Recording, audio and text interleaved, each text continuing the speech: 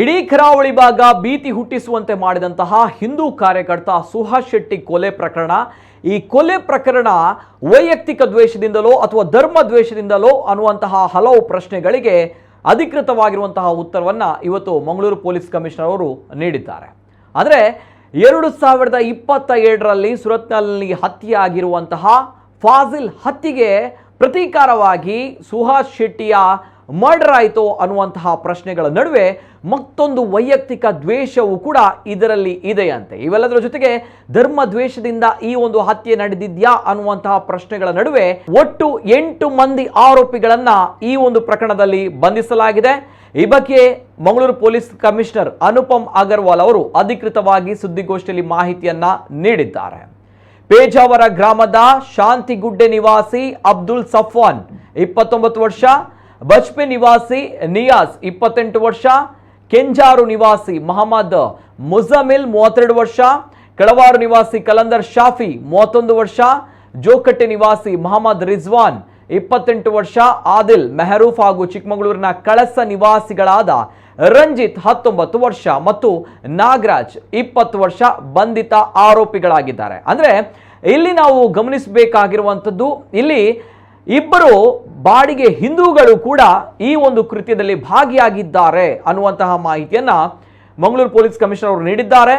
ಜೊತೆಗೆ ಈ ಆರೋಪಿ ಅಬ್ದುಲ್ ಸಫ್ವಾನ್ ವೃತ್ತಿಯಲ್ಲಿ ಚಾಲಕನಾಗಿದ್ದಾನೆ. ನಿಯಾಜ್ ಮೇಸ್ತ್ರಿ ಹೆಲ್ಪಲ್ ಕೆಲಸ ಮಾಡ್ತಾ ಇದ್ದ. ಜೊತೆಗೆ ಮೊಹಮ್ಮದ್ ಮುಜಮಿಲ್ ಸೌದಿ ಅರೇಬಿಯಾದಲ್ಲಿ ಸೇಲ್ಸ್ಮನ್ ಆಗಿ ಕೆಲಸ ಮಾಡ್ತಾ ಇದ್ದ.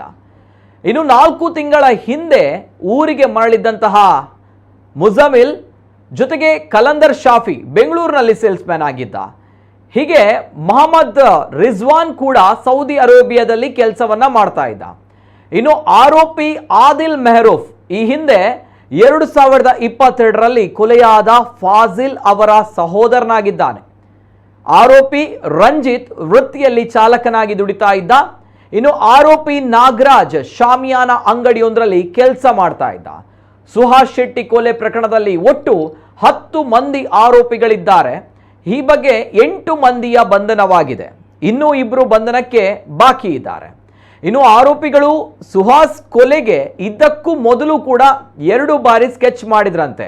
ಅಂದರೆ 2 ಬಾರಿ ಸ್ಕೆಚ್ ಅನ್ನ ಹಾಕಲಾಗಿತ್ತು, ಆದರೆ ಅವರ ಪ್ಲಾನ್ ಫೇಲ್ ಆಗಿತ್ತು, ಪ್ರಯತ್ನ ವಿಫಲವಾಗಿತ್ತು. ಈ ಬಗ್ಗೆ ಸ್ವತಃ ಪೊಲೀಸ್ ಕಮಿಷನರ್ ಮಾಹಿತಿಯನ್ನು ನೀಡಿದ್ದಾರೆ. ಜೊತೆಗೆ ಈ ಅಬ್ದುಲ್ ಸಫ್ವಾನ್ ಈ ಕೊಲೆ ಪ್ರಕರಣದ ಪ್ರಮುಖ ಆರೋಪಿಯಾಗಿದ್ದಾನೆ. ಅಬ್ದುಲ್ ಸಫ್ವಾನ್ ಯಾಕೆ ಈ ಕೊಲೆ ಪ್ರಕರಣದ ಪ್ರಮುಖ ಆರೋಪಿಯಾಗಿದ್ದಾನೆ ಅಂತ ಬಂದಾಗ, ಇಲ್ಲಿ ಅಬ್ದುಲ್ ಸಫ್ವಾನ್ ಜೊತೆಗೆ ಸುಹಾಸ್ ಶೆಟ್ಟಿಗೆ ಒಂದು ಸಣ್ಣ ಮಟ್ಟದ ರಿವೆಂಜ್ ಇದೆಯಾ ಅನ್ನುವಂತಹ ಪ್ರಶ್ನೆ ಹುಟ್ಟುಹಾಕುತ್ತೆ. ಹೌದು, ಈ ಕೃತ್ಯಕ್ಕೆ ಬೆಳ್ಳಾರೆಯ ಪ್ರವೀಣ್ ನೆಟ್ಟಾರು ಹತ್ಯೆ ಪ್ರಕರಣ, ಆ ಸಂದರ್ಭದಲ್ಲಿ ಕೊಲೆಯಾಗಿದ್ದಂತಹ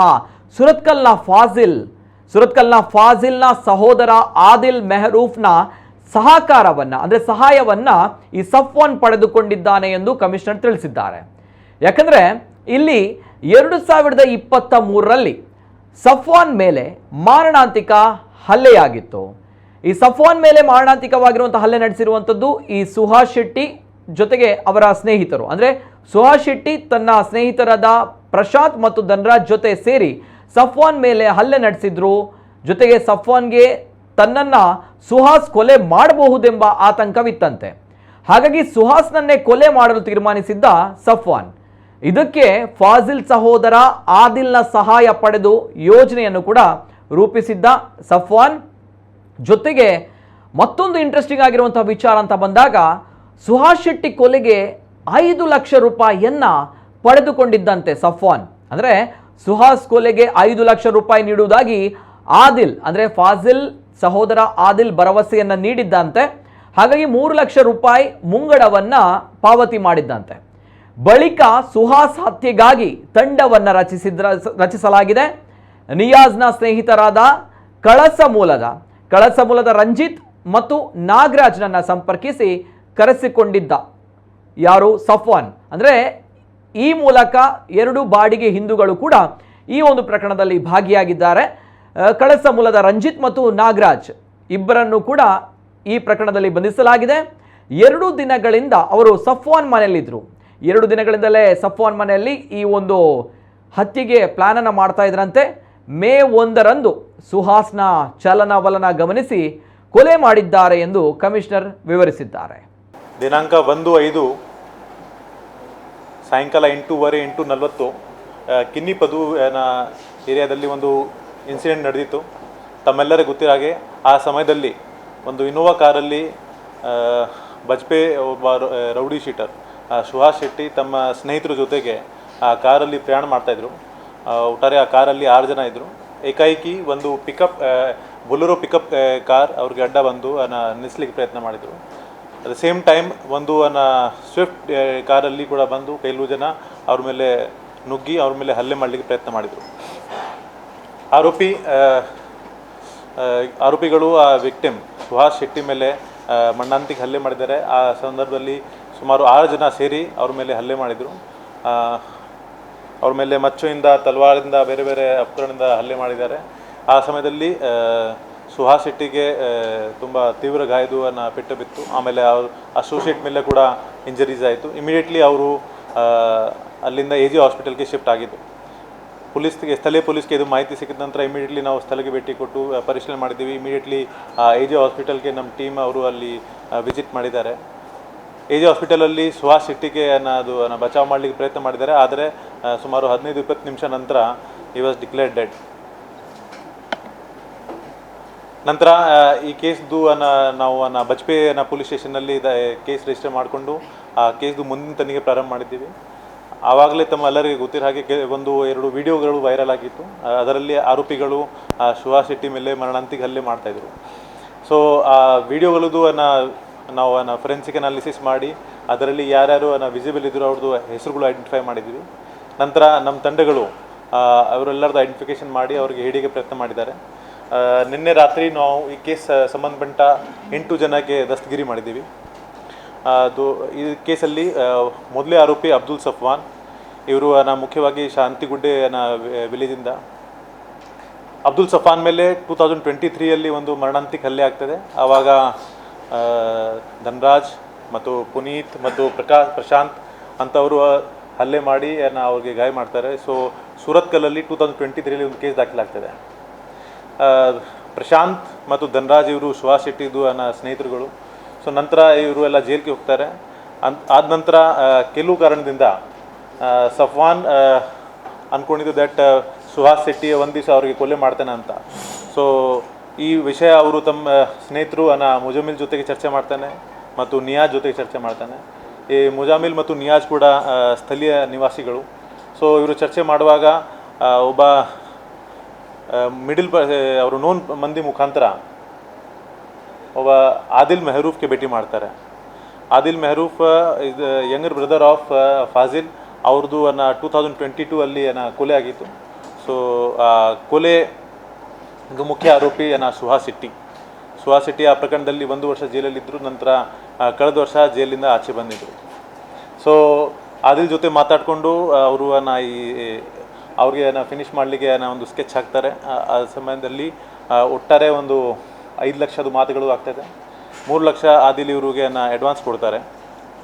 ನಂತರ ಇವರು ತಮ್ಮ ಟೀಮ್ ಫಾರ್ಮೇಷನ್ ಸ್ಟಾರ್ಟ್ ಮಾಡ್ತಾರೆ. ಅದರಲ್ಲಿ ಮುಖ್ಯವಾಗಿ ಅಬ್ದುಲ್ ಸಫ್ವಾನ್, ಮೊಹಮ್ಮದ್ ನಿಯಾಜ್, ಮೊಹಮ್ಮದ್ ಮುಜಾಮಿಲ್ ಮತ್ತು ಕಲಂದರ್ ಶಫಿ ಮತ್ತು ನಿಯಾಜ್ದು ಇಬ್ಬರು ಸ್ನೇಹಿತರುಗಳು ಕಲಸ ಚಿಕ್ಕಮಗಳೂರಲ್ಲಿ ವಾಸ ಮಾಡ್ತಾಯಿದ್ರು.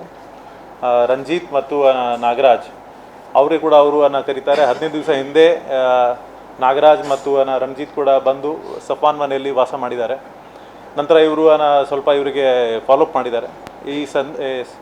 ಈ ಕೃತ್ಯದಲ್ಲಿ ಅವರಿಗೆ ಮತ್ತೊಮ್ಮೆ ಸರಿ ರಿಜ್ವಾನಿಂದ ಕೂಡ ಸಹಯೋಗ ಸಿಕ್ಕಿದೆ ಮತ್ತು ಕೆಲವರು ಅವ್ರಿಗೆ ಇನ್ಫಾರ್ಮೇಷನ್ ಕೊಟ್ಟಿದ್ದಾರೆ ಅವ್ರದ್ದು ಮೂಮೆಂಟ್ ಬಗ್ಗೆ. ಸೊ ಇದಕ್ಕಿಂತ 2 ಟೈಮ್ ಮುಂಚೆ ಕೂಡ ಅವ್ರ ಮೇಲೆ ಅಟೆಂಪ್ಟ್ ಮಾಡಲಿಕ್ಕೆ ಪ್ರಯತ್ನ ಮಾಡಿದ್ರು, ಆದರೆ ಅದು ಸಕ್ಸಸ್ಫುಲ್ ಆಗಲಿಲ್ಲ. ಮೊನ್ನೆ ಅವ್ರದ್ದು ಎಕ್ಸಾಕ್ಟ್ ಮೂಮೆಂಟ್ ಸಫಾನ್ ತಂಡಕ್ಕೆ ಗೊತ್ತಾಗುತ್ತೆ. ಆವಾಗ ಇಮಿಡಿಯೇಟ್ಲಿ ಅವರು 2 ವೆಹಿಕಲಲ್ಲಿ ಈ ಕೃತ್ಯಕ್ಕೋಸ್ಕರ ಅವರು ಆ್ಯಕ್ಚುಲಿ 2 ವೆಹಿಕಲ್ಸ್ ಹೈರ್ ಮಾಡಿದರು. ಒಂದು ಬೊಲೆರೋ ಪಿಕಪ್ ವೆಹಿಕಲ್, ಒಂದು ಸ್ವಿಫ್ಟ್. ಸೊ 2 ವೆಹಿಕಲಲ್ಲಿ ಎತ್ಕೊಂಡು 7 ಜನ ಅವ್ರಿಗೆ ಚೇಸ್ ಮಾಡ್ತಾರೆ ಮತ್ತು ಒಂದು ರೈಟ್ ಲೊಕೇಶನಲ್ಲಿ ಮೊದಲೇ ಬೊಲೆರೋ ಪಿಕಪ್ಪಿಂದ ಅಡ್ಡ ಹಾಕಿ ಆಮೇಲೆ ಸ್ವಿಫ್ಟಿಂದ ಹಲ್ಲೆ ಮಾಡಿ ಆ ಸ್ಥಳದಲ್ಲಿ ಅವ್ರಿಗೆ ಒಂದು ಸಾಯಿಸಲಿಕ್ಕೆ ಪ್ರಯತ್ನ ಮಾಡಿದ್ದಾರೆ. ಸೊ ಅದಕ್ಕಾಗಿ 8 ಜನಕ್ಕೆ ನಾವೀಗ ಅರೆಸ್ಟ್ ಮಾಡಿದ್ದೀವಿ. ಇನ್ನೂ ಇಬ್ಬರು ಆರೋಪಿಗಳನ್ನ ಈಗ ದಸ್ತಗಿರಿ ಆಗೋದು ಬಾಕಿ ಇದೆ. ಅವ್ರದ್ದು ಮುಖ್ಯ ಪಾತ್ರ ಅದರಲ್ಲಿ ಇನ್ಫಾರ್ಮೇಷನ್ ಪ್ರೊವೈಡ್ ಮಾಡೋದು ಮತ್ತು ಕಾನ್ಸ್ಪಿರಸಿದು. ಸೊ ಒಟ್ಟಾರೆ 10 ಜನ ಆರೋಪಿಗಳು ಇಲ್ಲಿವರೆಗೆ ನಾವು ಐಡೆಂಟಿಫೈ ಮಾಡಿದ್ದೀವಿ. ಮುಂದಿನ ತನಿಖೆ ಈಗ ಕಂಟಿನ್ಯೂ ಆಗ್ತಾಯಿದೆ. ಇದು mix case, cannot be side only revenge. But ಯಾಕೆಂದರೆ ಸಫ್ವಾನ್ ಕೂಡ ಅದು ಭಯ ಇತ್ತು, ನನಗೆ ಇವರು ಹೊಡಿತಾರೆ ಒಂದು ದಿವಸ. ಸೊ ಸಫ್ವಾನ್ ಮತ್ತು ಆದಿಲ್ ಇವರು ಸೇರಿದು ಪ್ಲಾನ್ ಮಾಡಿದ್ದಾರೆ. ಅದಕ್ಕಾಗಿ ಆದಿಲ್ಗೆ ನಾವು ಮುಖ್ಯ ಆರೋಪಿ ಮಾಡಿದ್ದೀವಿ ಮತ್ತು ಅರೆಸ್ಟ್ ಮಾಡಿದ್ದೀವಿ. 2023 ಪ್ರಶಾಂತ್, ರಣಜಿತ್ ಸೇರಿ ಇವ್ರ ಮೇಲೆ ಹಲ್ಲೆ ಮಾಡಿದರು. ಪ್ರಶಾಂತ್ ಇವ್ರದ್ದು ಫ್ರೆಂಡ್ ಆಫ್ ಸುಹಾಸ್ ಶೆಟ್ಟಿ ಮತ್ತು ಜೈಲಿಂದ ಆಚೆ ಬಂದ ನಂತರ ಪ್ರಶಾಂತ್ ಸುಹಾಸ್ ಶೆಟ್ಟಿಗೆ ಹೇಳಿದ್ದಾರೆ ದಟ್ ನನಗೆ ಸಫ್ವಾನಿಂದ ಭಯ ಇದೆ, ಯಾಕೆಂದರೆ ನಾನು ಅವ್ರ ಮೇಲೆ ಮಣ್ಣಂತಿಗೆ ಹಲ್ಲೆ ಮಾಡಿದೆ. ಸೊ ಆ ಚರ್ಚೆಗಳು ಸಫ್ವಾನ್ ತನಕ ರೀಚ್ ಆಗಿತ್ತು. ಮಧ್ಯದಲ್ಲಿ both parties are thinking that ಒಬ್ರೊಬ್ರಿಗೆ ಅಟ್ಯಾಕ್ ಮಾಡ್ಬೋದು. ಸೊ ಅದಕ್ಕಾಗಿ ಈ ರೀತಿ ಇದು ಘಟನೆಗಳು ನಡೆದಿದೆ. ಆ ಬುರ್ಕಾದಾರಿ ಮಹಿಳೆಗಳಿಗೆ ನಾವು ಐಡೆಂಟಿಫಿಕೇಷನ್ ಮಾಡಿದ್ದೀವಿ. ಅವರು ನಿಯಾಜ್ದು ರಿಲೇಟಿವ್ಸ್. ಸೊ ಆವಾಗ ಅಕ್ಯೂಸ್ ಸ್ಟೇಟ್ಮೆಂಟ್ ಪ್ರಕಾರ ಅಲ್ಲಿ ಅವರು ಯಾವುದು ಕೆಲಸಕ್ಕೆ ಬಂದಿದ್ದರು, ಅವ್ರಿಗೆ ನಾವು ಈಗ ಮುಂದಿನ ತನಿಖೆ ಕರಿತೀವಿ. ಸದ್ಯಕ್ಕೆ ಇಲ್ಲಿವರೆಗೆ ಅವ್ರದ್ದು ಸಂಘಟನೆ ಜೊತೆಗೆ ಅಸೋಸಿಯೇಷನ್ ಬಗ್ಗೆ ಮಾಹಿತಿ ಇಲ್ಲ. ಆದರೆ ನಾವು ಅವ್ರದ್ದು ಸೋಷಿಯಲ್ ಮೀಡಿಯಾ ಮತ್ತು ಬೇರೆ ಬೇರೆ ಡೀಟೇಲ್ಸ್ ಕಲೆಕ್ಟ್ ಮಾಡಿ ವೆರಿಫೈ ಮಾಡ್ತೀವಿ. ಆದರೆ ಇಲ್ಲಿವರೆಗೆ ಅವೈಲೇಬಲ್ ಮಾಹಿತಿ ಪ್ರಕಾರ ಅವ್ರದ್ದು ಕನೆಕ್ಷನ್ ಈಗ ಇನ್ನೂ ಮುಂದೆ ಬರ್ತಾ ಇಲ್ಲ. ರಂಜಿತ್ ಮತ್ತು ನಾಗರಾಜ್ ಈ ಕೆಲಸಕ್ಕೋಸ್ಕರ ಅವ್ರ ಜೊತೆಗೆ ಬಂದಿದ್ದರು. ಸ್ಪಾಟಲ್ಲಿ ಇರೋದು ಎಲ್ಲ 7 ಜನ ಅರೆಸ್ಟ್ ಆಗಿದ್ದಾರೆ. ಅಂದರೆ ಸೋಷಿಯಲ್ ಮೀಡಿಯಾದಲ್ಲಿ ತುಂಬ ವದಂತಿಗಳು ಸ್ಪ್ರೆಡ್ ಆಗ್ತಾ ಇದೆ. ಆ ಸಂಬಂಧಪಟ್ಟ ಕೆಲವು ಕೇಸಸ್ ಕೂಡ ದಾಖಲು ಮಾಡಿದ್ದೀವಿ. ಆದರೆ ರೌಡಿ ಶೀಟರ್ಸ್ಗೆ ಸಾಮಾನ್ಯವಾಗಿ ಪೊಲೀಸ್ ಇಲಾಖೆಯಲ್ಲಿ ರೆಗ್ಯುಲರ್ ಕರೆದು ವಾರ್ನಿಂಗ್ ಮಾಡೋದು ಒಂದು ಕೆಲಸಗಳು ನಡೀತಾ ಇರ್ತದೆ. And not only Suhas but many other are also warned on time to time. ಅವ್ರ ಮೇಲೆ ನಾವು ಕ್ರಮ ಕೂಡ ತಗೊಳ್ತೀವಿ, ಯಾಕೆಂದರೆ ಅವರು ಕೆಲವು ಆ್ಯಂಟಿ ಸೋಷಿಯಲ್ ಆ್ಯಕ್ಟಿವಿಟೀಸ್ ಮಾಡ್ತಾ ಇರ್ತಾರೆ. ಸೊ ಆ ಕಂಟ್ರೋಲ್ ಮಾಡಲಿಕ್ಕೆ ಅವ್ರಿಗೆ ನಾವು ರೆಗ್ಯುಲರ್ಲಿ ಸ್ಟೇಷನ್ಸಲ್ಲಿ ಕರಿತೀವಿ.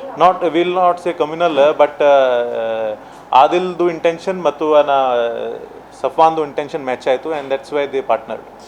ಈಗ ನಾವು ವೆರಿಫೈ ಮಾಡ್ತಾ ಇದ್ದೀವಿ. ಒಂದು ಕಲಂದರ್ ಸಾಫಿ ಮೇಲೆ ಕನ್ಜಂಪ್ಷನ್ ಕೇಸ್ ಇತ್ತು, ಡ್ರಗ್ ಕನ್ಜಂಪ್ಷನ್ ಕೇಸ್. ಇನ್ನೊಬ್ಬನ ಮೇಲೆ ಒಂದು ಡಕ್ಯಾತಿ ಕೇಸ್ ಇದೆ. ಆ ಬುರ್ಕಾದಾರಿ ಲೇಡೀಸ್ ನಿಯಾಜು ರಿಲೇಟಿವ್ಸ್, ಅವ್ರಿಗೆ ನಾವು ಐಡೆಂಟಿಫೈ ಮಾಡಿದ್ದೀವಿ. ಈಗ ಮುಂದಿನ ದಿವಸದಲ್ಲಿ ಅವರಿಗೆ ತನಿಖೆಗೆ ಕರಿತೀವಿ. 5 ಜನ ಸ್ವಿಫ್ಟ್ ಕಾರಲ್ಲಿ, 2 ಪಿಕಪ್ ವೆಹಿಕಲಲ್ಲಿ.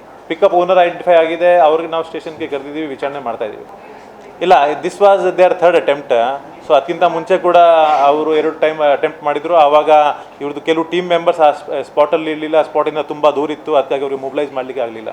ಇಮಿಡಿಯೇಟ್ಲಿ ಆಫ್ಟರ್ ಇನ್ಸಿಡೆಂಟ್ ಅವರು ಸ್ವಿಫ್ಟ್ ಕಾರಿಂದ ಎಸ್ಕೇಪ್ ಆಗಿದ್ದಾರೆ.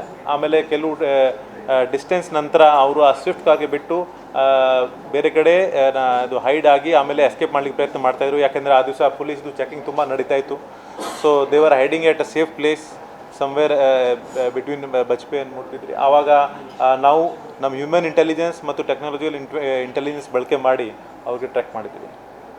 But since on that day there night check post and police presence was more. So ಅದಕ್ಕಾಗಿ ಅವರು ಕೆಲವು ದಿವಸ ಹೈಡ್ ಆಗಿ ಆಮೇಲೆ ಎಸ್ಕೇಪ್ ಮಾಡಲಿಕ್ಕೆ ಪ್ರಯತ್ನ ಮಾಡ್ತಾಯಿದ್ರು. ಪಿಕಪ್ ಗಾಡಿಗೆ ಅಲ್ಲಿ ಸ್ಪಾಟಲ್ಲಿ ಬಿಟ್ಟು ಹೋಗಿದ್ರು. ಸ್ವಿಫ್ಟ್ ಕಾರ್ಗೆ ಅವರು ಇನ್ನೂ ಸ್ವಲ್ಪ ಡಿಸ್ಟೆನ್ಸ್ ಟ್ರಾವೆಲ್ ಮಾಡಿ ಆಮೇಲೆ ಅಲ್ಲಿಂದ ಬಿಟ್ಟು ಹೋಗಿದ್ರು. Thank you.